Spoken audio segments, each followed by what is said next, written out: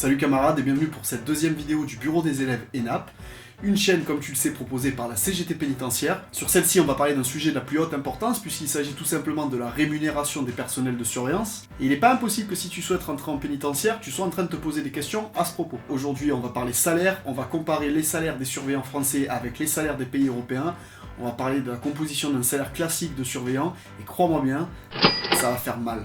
Yo lo primero que entraba a donde me colocaba pedía el día de descanso ya.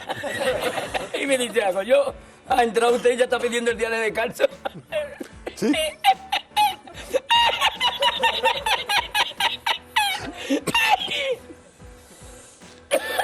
À la CGT pénitentiaire, on se bat depuis de nombreuses années pour que les agents soient rémunérés à la hauteur des missions qui leur sont dévolues. Donc à l'heure où le pouvoir d'achat est au plus bas, on va faire un bilan de la situation. Et bien entendu, pour cela, comme je te l'ai dit, on va comparer le salaire des surveillants pénitentiaires français avec ceux des pays voisins. Et je ne serais pas étonné que beaucoup d'entre vous soient surpris par les résultats de cette petite comparaison. Avant d'attaquer, bien entendu, je te propose de t'abonner, d'activer les notifications et bien entendu de nous rejoindre sur la page Facebook, le bureau des élèves ENAP.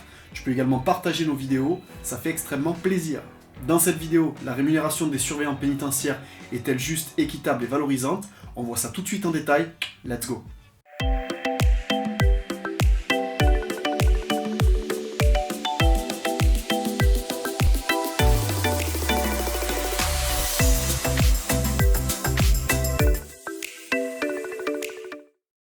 En introduction, il faut rappeler sur quoi on se base dans la fonction publique pour établir les grilles de rémunération. Il existe en effet des catégories de personnel dans les grandes lignes. Il y a la catégorie A, la catégorie B et la catégorie C. Et pour n'importe quel métier de la fonction publique, on se retrouve donc forcément attaché à une de ces catégories. D'abord, ces catégories sont attachées au recrutement, au niveau d'études des candidats au concours.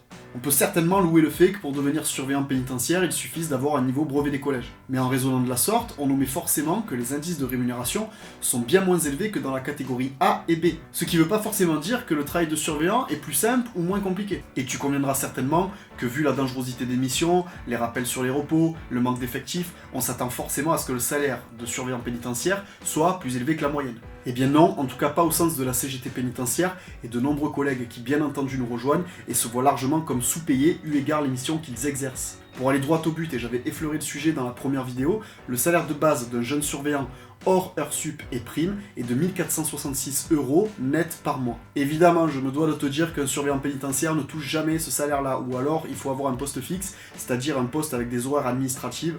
Mais en l'occurrence, un surveillant généralement touche toujours des heures sup, des primes pour dimanche et jours fériés travaillés, des primes de nuit, etc. Alors pour le coup, on va quand même essayer de rentrer dans les détails parce que crois-moi, ça vaut le détour. Premier point de comparaison, donc on va parler du SMIC. Le salaire minimum en France sera, à compter de l'été 2022, de 1630 € bruts par mois, d'accord ? Tout ça grâce à la revalorisation proposée par le gouvernement Macron de 25 € par mois, soit un équivalent de 1295 € net. Déjà là, tu peux voir qu'avec 1466 €, le salaire de surveillant est proche du SMIC. Déjà. Mais, parce que oui, il y a un grand mais, parce que ça c'est un truc que je t'avais pas dit, dans le salaire de base d'un surveillant, sur les 1466 €, est déjà inclus une prime qu'on appelle la prime de suggestion spéciale. Et cette prime-là, en fait, si tu veux, elle a été créée tout simplement pour que les surveillants abandonnent certains de leurs droits fondamentaux. Comme par exemple le droit de grève. Un surveillant, ça n'a pas le droit de faire grève, tu vois. La prime de suggestion spéciale, ça fera partie des sujets dont je parlerai plus tard, mais crois-moi, si on l'enlève du salaire, déjà, il y a tout le monde qui se barre en courant. Je suis pas venu ici pour souffrir, ok? Pour en revenir à cette PSS, son montant est en 2022 de 418 € par mois. Si on fait le bilan en termes de salaire de base, ça commence déjà à piquer. Salaire de base, donc avec prime, hors heures sup, etc., 1466. Salaire de base, hors heures sup, hors PSS, 1048. Mais c'est de la merde! Alors oui, toi qui voudras faire ta mauvaise langue, oui, je parle du salaire hors PSS, hors prime, hors heures sup, etc. Mais si tu trouves normal que sans cette prime, les surveillants touchent uniquement 1048 € par mois, c'est que tu dois avoir une conception de la rémunération qui n'est pas très en lien avec le pouvoir d'achat et la pénibilité du travail. Alors si on passe au-dessus de ce constat, on pourra admettre qu'en réalité, effectivement je te l'accorde, les surveillants touchent beaucoup plus que 1048 € par mois. Oui, mais j'insiste, 1048 €, c'est le salaire de base nu, sans heures sup, sans prime, et c'est un scandale pour notre organisation, la CGT pénitentiaire. Nous le dénonçons et nous continuerons à le dénoncer pour le bien des personnels de surveillance et des autres personnels. Donc maintenant, pour en revenir à un salaire dit classique, un surveillant touche bien entendu aux alentours des 1850 € par mois, une fois qu'on a mis la PSS, qu'on a mis les heures sup, les primes, etc. etc. Pour l'exemple, on va s'inventer le cas d'un surveillant fictif qu'on va appeler au hasard Manu, parce que Manu c'est joli, Manu, et on va se dire que notre petit Manu, il va travailler en 3-2, hein, sur un cycle classique de surveillant. Le 3-2 en l'occurrence, c'est soir, coupure, matin-nuit, DN, RH, donc c'est un cycle de travail de 5 jours. Manu donc va travailler 18 jours sur 30. Pendant ces 18 jours, il effectuera une moyenne de 16 heures sup. Il aura travaillé 6 nuits, une nuit pour chaque cycle de 3 jours, bien entendu. Et aura travaillé 3 dimanches dans le mois, dont un dimanche avec un service de nuit. Sa rémunération sur un mois sera donc calculée comme suit. 1466 € de salaire de base avec PSS, 16 heures sup à 12,45 €, soit 200 €, 3 dimanches travaillés, soit 108 €, 5 nuits au forfait de base, soit 85 € pour les 5 nuits, et une nuit au forfait dimanche, soit 20 €. On va dire que Manu n'a pas d'enfant et ne perçoit pas de supplément familial de traitement, comme ça sera plus simple de base. Et donc Manu, pour avoir travaillé de jour comme de nuit auprès de la population pénale, sans avoir le droit d'ouvrir et de faire grève, il va toucher 1879 € avant impôt bien entendu, soit un salaire de 1750 € ou à peine plus. Non, mais non, je ne vais pas crier. On va maintenant comparer le salaire des surveillants pénitentiaires français avec le salaire des surveillants des autres pays frontaliers ou en tout cas faisant partie de l'Union Européenne.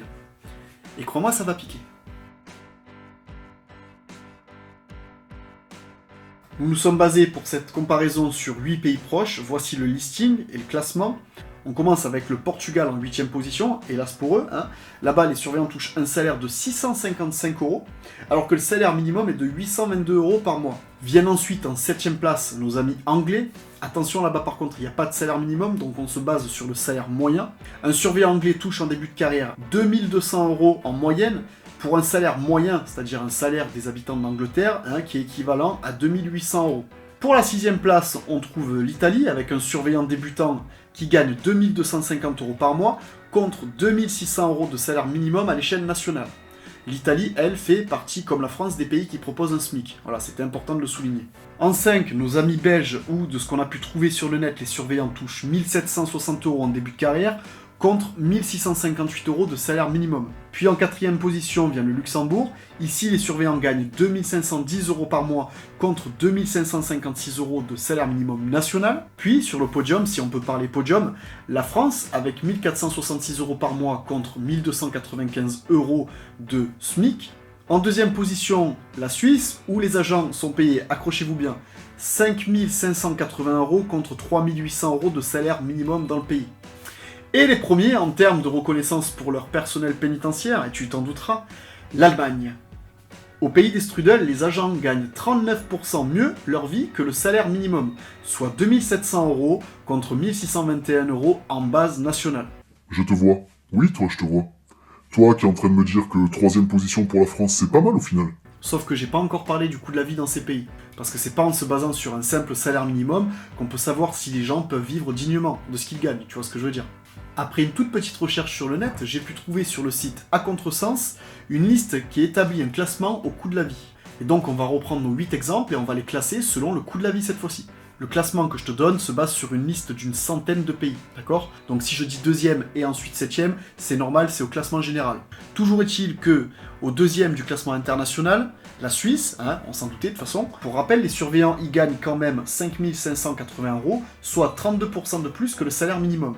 7ème pays le plus cher du monde à l'échelle de la planète, le Luxembourg. Mais les surveillants y gagnent 10% de plus que le SMIC.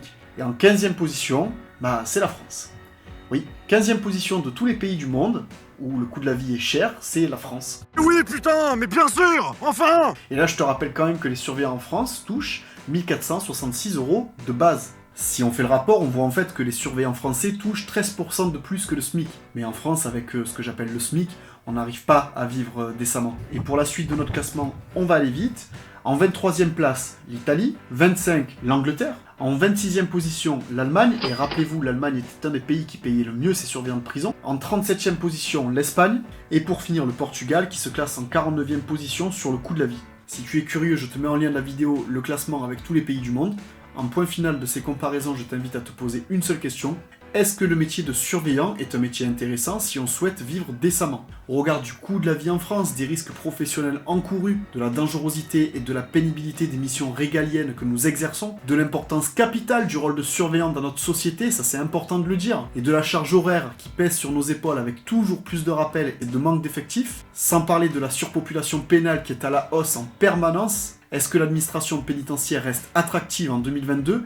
L'a-t-elle déjà été depuis 2007? Ça, c'est la question que nous vous posons. À vous de nous le dire dans l'espace commentaire. Concernant la CGT pénitentiaire, vous connaissez bien entendu notre avis. Et si vous voulez en savoir plus, je vous invite à vous rendre sur cgtpénitentiaire.com. Nous disposons également d'un site internet dédié à l'ENAP, cgtenap.fr. Mais tu peux aussi nous rejoindre sur notre page Facebook, le bureau des élèves ENAP. Me concernant, je te retrouve très vite pour une prochaine vidéo. Nous parlerons dans celle-ci de l'École nationale d'administration pénitentiaire et notamment de la formation à 6 mois des personnels de surveillance.